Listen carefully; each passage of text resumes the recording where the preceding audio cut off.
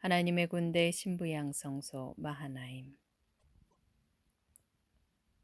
야곱이 길을 가는데 하나님의 천사들이 그를 만난지라. 야곱이 그들을 볼 때에 이르기를 이는 하나님의 군대라 하고 그 땅 이름을 마하나임이라 하였더라. 야곱은 형 에서를 피해 외삼촌 라반의 집으로 갈 때 베델에서 천사들을 꿈에서 보았다. 야곱은 하나님으로부터 두 가지 약속을 받았다. 1. 너를 이 땅으로 돌아오게 하겠다. 2. 너와 함께 있어 네가 어디로 가든지 너를 지키고 떠나지 않겠다. 하란에서 자수성가를 한 야곱은 라반을 떠나 고향으로 돌아오는 결정을 했다. 외삼촌 몰래 하란을 떠난 야곱은 라반의 추격을 받았다. 라반과 야곱은 서로 침범하지 않기 위해 돌무더기 조약을 맺었다. 돌무더기 증거를 라반은 아람어로 여갈 사두다라 불렀고 야곱은 히브리어로 갈레엣이라 불렀다. 또 미스바라 하였는데 미스바는 망대, 파수대의 뜻을 가졌고 여호와께서 둘 사이를 감시할 것이라 했다. 이 경계선은 그 후에 이스라엘과 수리아의 국경선이 되었다. 야곱이 고향으로 돌아오는 여정에서 그는 천사들로 구성된 하나님의 군대를 보았다. 야곱은 군대를 보고 마하나임이라 불렀는데 이는 두 진영, 두 군대라는 뜻이다. 첫 번째 천사들은 꿈에서 보았지만 이 천사들은 실제로 본 것으로 묘사하였다. 아마도 천사들로 구성된 군대는 두 개의 진영으로 나누어져 있었을 것이다. 베델은 하나님의 약속을 받은 것이라면 마하나임은 하나님의 약속을 성취하는 것을 상징하는 것으로 둘 다 하나님께서 보내셨다. 마하나임은 요단강 건너편 야복 부근이라고 성경에 여러 번 언급된 곳이다. 두 개의 가능한 장소가 확인되었지만 마하나임의 정확한 위치는 매우 불확실하다. 가장 널리 받아들여지는 곳은 요르단강에서 동쪽으로 약 16km 떨어진 곳에 있다.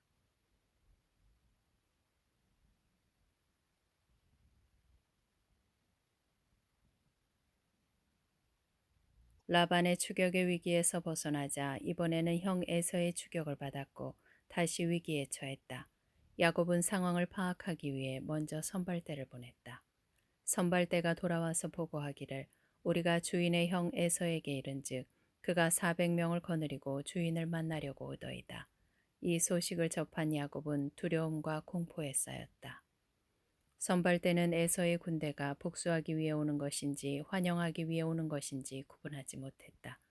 만약 환영이 목적이라면 이렇게 많은 사람들을 동원할 필요가 없었을 것이다. 야곱은 하나님의 군대를 보았지만 에서의 군대 소식을 듣고 두려움에 휩싸였다.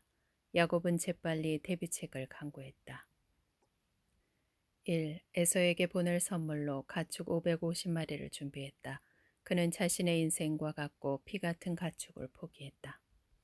2. 남은 가축과 가족을 두 떼로 나누었다. 한 떼를 치면 남은 한 떼는 피하리라 생각했다. 3. 그리고 두 떼를 다 시내를 건너게 하고 야곱은 홀로 남았다. 야곱이 모든 것을 다 포기하고 홀로 남았을 때 그때 하나님을 만나게 된다. 그곳이 첫사랑을 회복하는 장소다. 인생에서 마주친 위기는 내려놓게 하고 회개하고 겸손해지고 온유하게 만든다.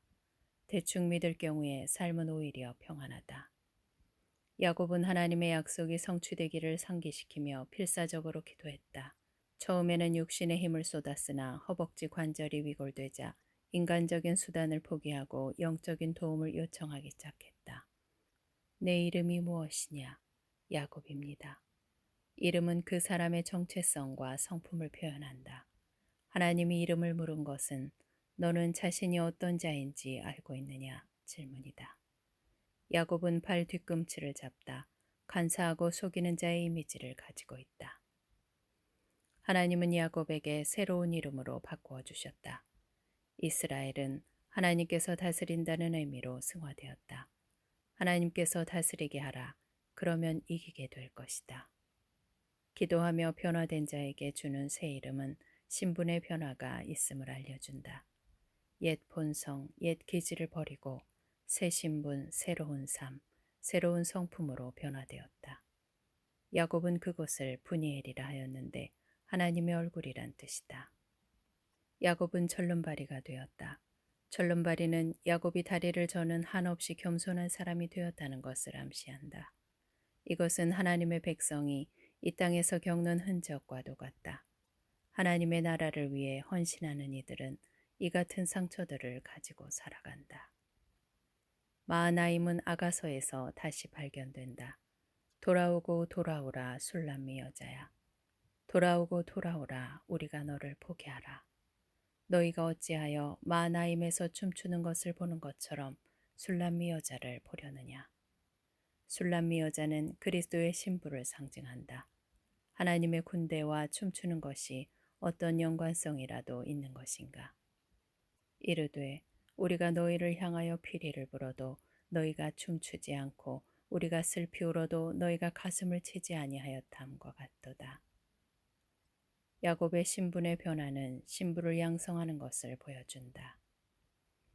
야곱이 홀로 남아 하나님을 만나 겸손하고 온유한 자로 변화되는 것이 신부의 모습이다. 씨름은 야곱이 약속의 땅 문턱에 들어섰을 때 이 일이 일어났다. 신부들은 주님과 공중에서 올라가고 지상 재림 때 하늘의 군대로 내려온다. 마하나임의 군대는 하나님의 군대인데 두 진영으로 구성되어 있다.